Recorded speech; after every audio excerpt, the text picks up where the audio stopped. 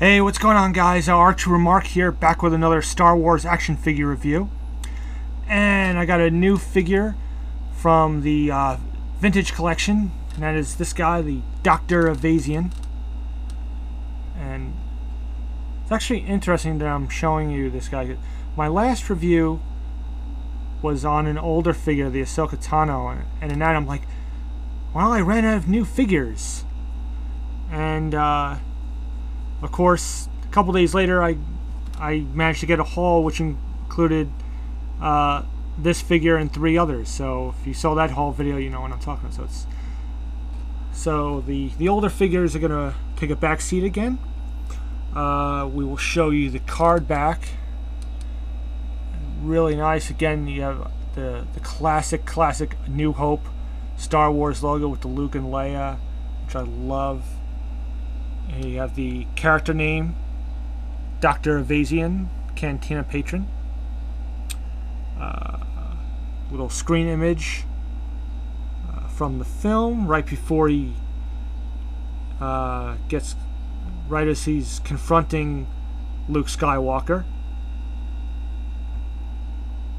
You got the awesome Kenner logo there.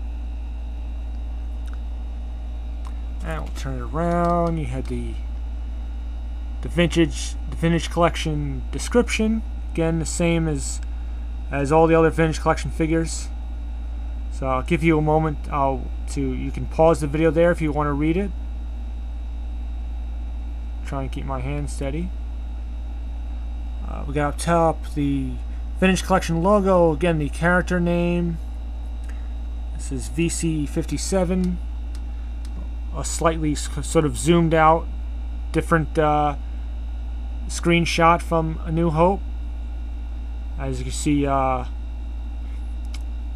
Ponda Baba also in that screen image, which this figure will go great with, of course.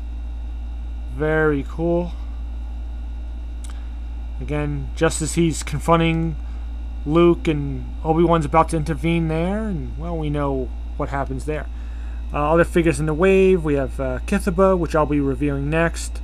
The Wedge Antilles, which is getting a re-release, so gives me a second chance to try and pick him up. Ayla, which I've already given a review. We have the Nama Nor and the 501st Clone Trooper, which I don't have yet. They're not super high on my list, but we'll see if I pick them up. Hasbro logo, Star Wars logos. Yeah, StarWars.com, Hasbro, all that usual stuff. Lucasfilm, yeah. Okay, enough about the card back. Now onto the figure itself. And again, you know, for anyone who loves to recreate that cantina scene, this is a must. You know, it's a very, everyone remembers that scene of, you know, like, he doesn't like you. Sorry, I don't like you either. You watch yourself. We're wanted men. We have the death sentence on 12 systems. You know, I'll be careful. You'll be dead. You know. Obi-Wan comes in. This little one's not worth your trouble. Come, let me get you something. You know. And then Ponda Baba gets his arm lopped off, and so on. And anyway. You know the scene by now, but really nice detail, very cool looking, all sorts of little things that they added with this figure I'll point out. First we give you little 360 look up and down. Hair looks really nice, it's really well sculpted, the clothes are well sculpted. You know, they always seem to do a really good job with these vintage collection figures. I like the little strap. That's supposed to be for the holster, I believe. You know, it's not actually attached, but you can see little bits of detail. You got the sort of buckle on the back of the belt, little pouch there, and little buckle on the front, little silver touches there. You have the holster, which is useful. The blaster an actual working holster. The blaster fits in there. Just all sorts of little touches. Here's something, this has been pointed out before. I think Forces with Jesse mentioned this. The little bit of paint that was put on the chest to sort of give him the illusion of chest hair, which is pretty cool. Then we'll go up here. I'll show you the head sculpt. And boy, wow, this guy has seen some better days. Like, it's almost like Jekyll and Hyde. It's like, which is my better side? Like, this side or this side? Oh, this is not the good side. And that, it looks like he broke his nose. He's been whacked around. This guy, he's seen some better days. Definitely. You know, he's kind of sloppy looking.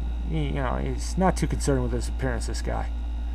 The one accessory he comes with is this blaster pistol, which we've seen before.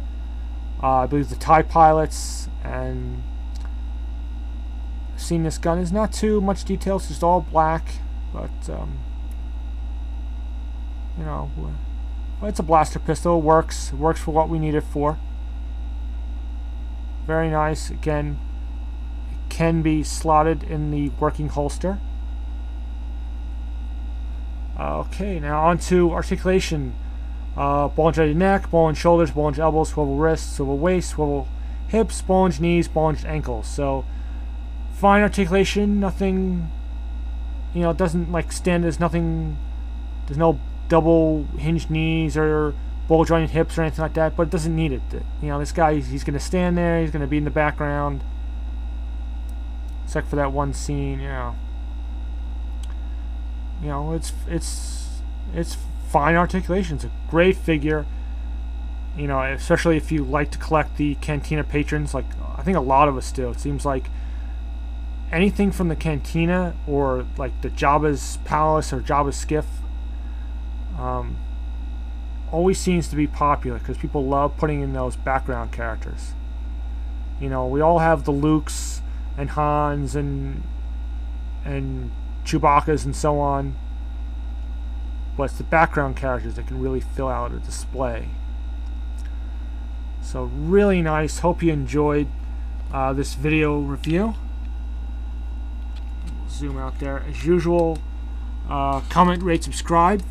Definitely pick this guy up if you could find him.